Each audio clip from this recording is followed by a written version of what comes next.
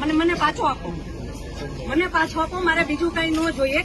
આજ પછી કોઈ દિવસ કોઈ વોટ જ નહીં કરતા. જો આપણી ગવર્મેન્ટને પોતાની સુવિધા રાખવી છે, તમારા પાછળ કેટલા વીઆઈપી હોય છે, કેટલી ગાડીઓ હોય છે, તમારો જીવ છે.